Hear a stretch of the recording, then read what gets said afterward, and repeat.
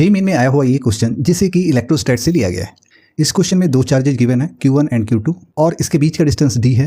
At first इसे किसी medium जिसका कि डाइलेक्ट्रिक कांस्टेंट k है उसमें प्लेस किया जाता है। अब इस सेटअप को एयर में ले जाया जाता है और कंडीशन ये रखा गया है कि मीडियम में जितना फोर्स लग रहा था उतना ही एयर में लगना चाहिए। ओके, तो इसको बेटर वे में अंडरस्टैंड करने के लिए एक हम डायग्राम ले लेते हैं। तो मान के चलते हैं ये दो चार्जेज Q1 एंड Q2 है जिसके बीच का सेपरेशन अभी r है। इसे एक मीडियम में प्लेस किया गया है तो जाहिर सी बात है इन दोनों के बीच में फोर्स भी लग रहा होगा। इसे हम लेट कर लेते हैं Fm, force in medium. Okay, अब दूसरे सेटअप को ले लेते हैं। अब यहाँ भी हमने सेम सेटअप लिया है बट अब की बार चार्ज जो है वो एयर में है या फिर फ्री स्पेस मान सकते हैं। ओके, तो इन दोनों के बीच जो फोर्स लग रहा होगा उसे हम F इन एयर मान लेते हैं। अब यहाँ पे क्वेश्चन ये है कि क्या इन दोनों मीडियम में लगने वाला फोर्स का वैल्यू सेम होगा?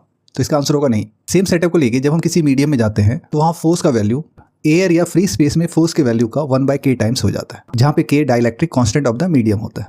तो यहाँ हम लिख सकते हैं Fm equals to 1/k times F in air, यानी फोर्स इन एयर।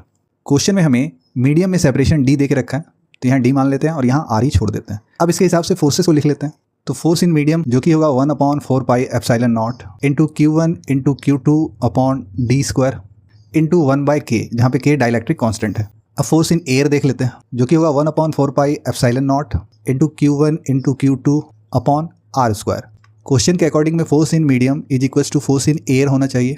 तो फोर्स इन मीडियम है 1/4 pi epsilon naught into Q1 into Q2 upon d square into 1/k, that is equals to 1/4 pi epsilon naught into Q1 into Q2 upon r square. अब यहाँ से देखें तो हमारे बहुत सारे वैल्यू कैंसिल हो जाएंगे, जैसे 1/4 pi epsilon not Q1 into Q2।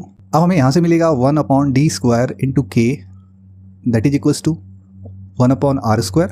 अब चूंकि हमें r कैलकुलेट करना है तो हम लिख सकते हैं r square is equals to d square into k। r का वैल्यू हमारा √d स्क्वायर k आ जाएगा, जिसे फाइनली सॉल्व करके हम d √k लिख सकते हैं। ओके।